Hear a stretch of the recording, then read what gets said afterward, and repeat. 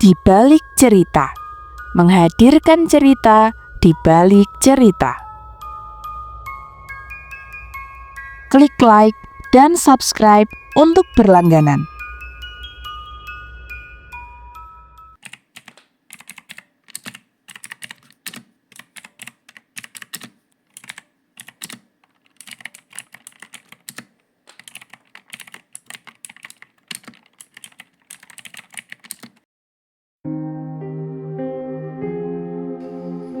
Penghuni kamar 303A. Kejadian horor kali ini berada di salah satu kampus yang telah berdiri sejak tahun 1965. Kampus tersebut memiliki berbagai cerita mistis yang cukup tersohor, seperti halnya kisah mistis yang berasal dari kamar 303A di sebuah rusunawa kampus itu.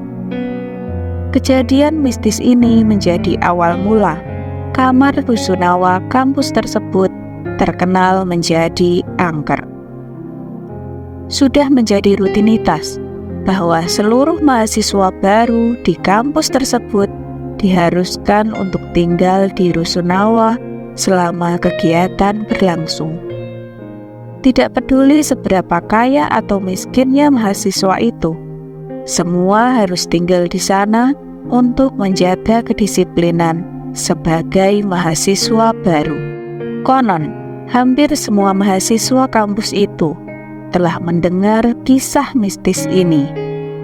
Kamar 303A yang terletak di lantai 3 gedung ini berdekatan dengan kamar mandi. Tidak pernah dibuka selama bertahun-tahun, membuat kamar ini menjadi semakin asing. Hingga saat ini pun tempat tersebut tetap terkunci dan seluruh mahasiswa dilarang untuk memasukinya.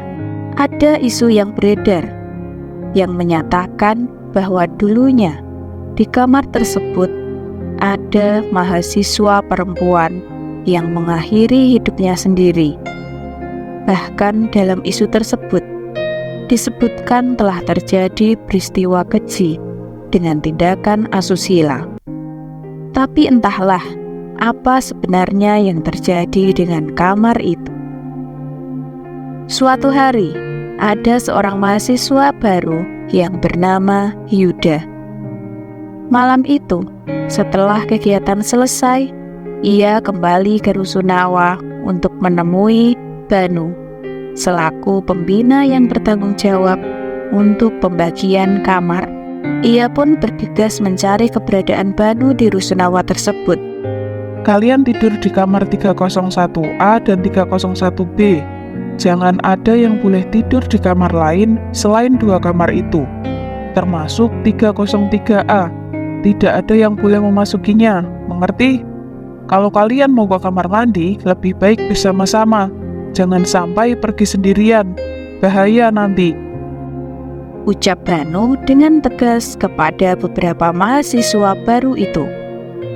Semua orang di sana pun mengangguk mengiyakan perintah Banu. Kemudian mereka pergi ke kamar masing-masing. Seperti halnya Yuda yang kebetulan satu kamar dengan Banu. Di dalam kamar, Yuda pun kembali mempertanyakan alasan dibalik perintah Banu tadi. Sementara itu, temannya yang lain hanya bersikap acuh. Yuda merasa heran bila memang cerita mistis itu tidak benar adanya. Kenapa mereka tidak boleh tidur di sana? Melihat Yuda masih sangat penasaran, bahkan tanpa ingin mengajukan pertanyaan lagi, Banu pun menyuruh Yuda untuk tidur. Gak usah tanya-tanya lagi, dan gak usah coba-coba ke sana. Sepenasaran apapun kamu, mending sekarang tidur aja. Kamu pendam aja rasa penasaranmu itu. Ucap Banu yang seakan sudah bisa membaca pikiran Yuda. Yuda pun buru-buru untuk tidur. Hingga waktu menunjukkan pukul 1 dini hari. semua orang yang tinggal di lantai 3 telah terlelap dalam tidur mereka, termasuk Yuda dan Banu yang terbuai oleh mimpi masing-masing. Mungkin juga dikarenakan mereka sudah lelah menjalani kegiatan kampus di hari itu. Sementara itu, di luar kamar, suasana sepi dan sunyi, dengan lampu-lampu yang temaram menerangi lorong lantai 3 rusunawa tersebut.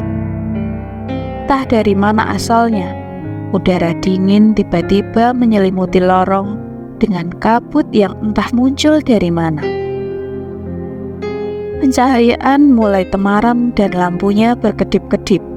Suasana lorong semakin mencekam, terutama di area kamar kosong di sekitar kamar mandi.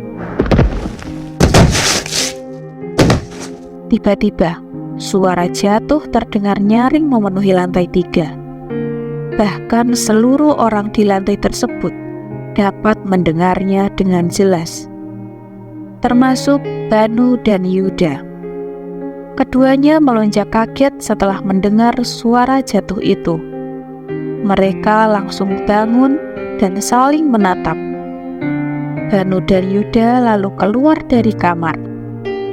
Banu dan yang lain pun menuju kamar di seberang mereka, yaitu kamar 301B.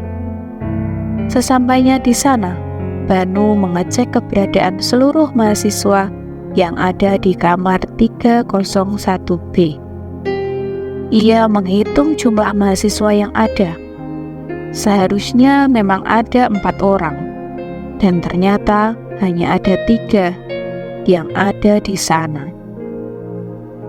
Ia menyadari ada 1 mahasiswa yang tidak ada. Mereka yang tidur di kamar 301B saling menatap ketakutan melihat Banu.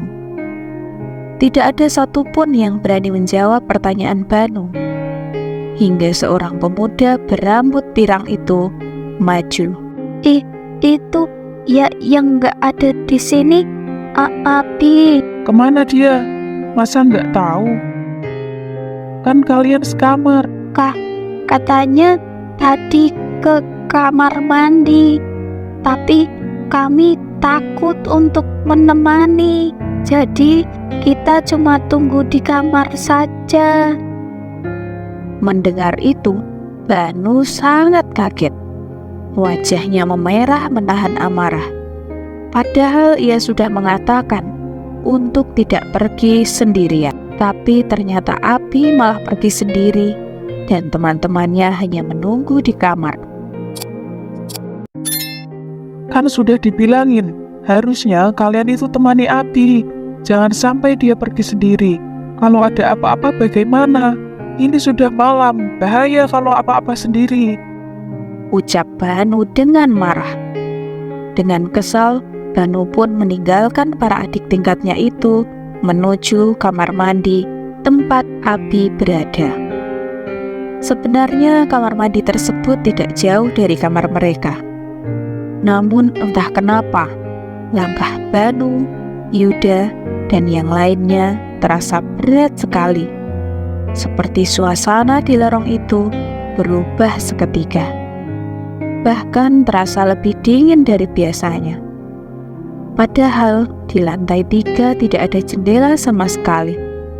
Yang ada hanya jendela balkon di setiap kamar saja. Akhirnya, setelah sampai di kamar mandi, mereka pun langsung memanggil Abi dan mengetuk setiap pintu biliknya. Namun, mereka tidak mendengar sahutan apapun. Sementara itu, yang lainnya juga mencari Abi dengan mengintip dari celah bilik kamar mandi. Tiba-tiba, mereka menyadari sesuatu. Ada sebuah pintu terbuka, dan pintu itu adalah kamar 303A yang terlarang. Banu yang semakin gusar tanpa babi bu langsung lari menuju kamar itu. Padahal pintu itu selalu terkunci. Bahkan penjaga rusunawa juga tidak pernah memegang kunci kamar tersebut. Banu yang tiba-tiba memasuki kamar itu kemudian tersentak kaget. Ia berteriak melihat adik tingkatnya duduk lemas di dalam kamar itu.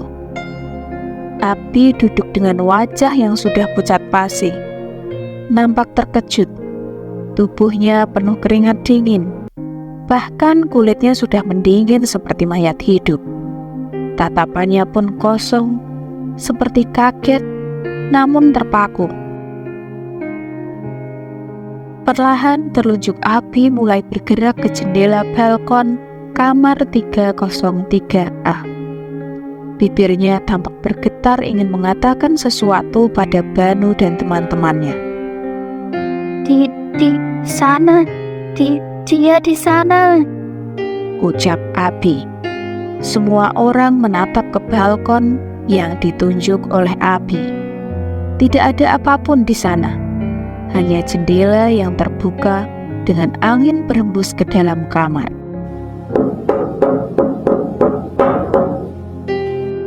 Tiba-tiba suara ketukan pelan terdengar dari arah pintu kamar 303A. Semua orang menatap ke arah pintu dan tak ada siapapun. Hanya ada bayang-bayang kabut yang semakin membuat semuanya suram. Semua orang yang ada di sana mengernyit keheranan. Bahkan Banu mengira bila itu adalah Yuda yang melakukan ketukan pintu.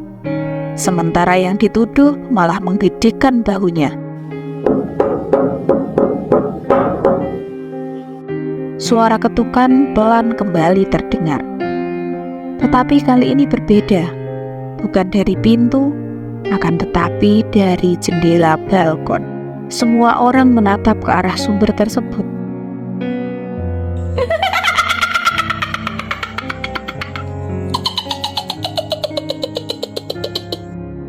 Terdengarlah tawa cekikikan menggema di seluruh kamar. Dan tiba-tiba tampak seorang wanita berambut panjang dengan pakaian putih yang melekat di tubuhnya. Wajahnya tertutup dengan rambut hitam miliknya yang kusut. Namun bibirnya tertarik ke atas. Selamat malam, Sapa hantu perempuan itu dengan nada yang sangat mengerikan. Semua orang di sana terdiam membisu. Mereka menatap lekat sosok menakutkan itu dan tak menyangka bahwa si misterius yang berada dalam kamar 303A adalah sosok legendaris kuntilanak. Kini terjawab sudah rasa penasaran mereka akan cerita mistis kamar itu dengan kejadian menyeramkan. Cerita itu pun menyebar luas di kampus tersebut hingga saat ini. Meskipun masih menjadi misteri dari mana sosok kuntilanak yang menghuni kamar 303A itu. Tidak ada yang tahu dan tidak ada yang ingin mencari tahu. Dan jangan lupa, kalian tekan tombol like dan tombol subscribe agar tidak ketinggalan dengan video-video yang berikutnya. Karena di balik cerita masih ada cerita.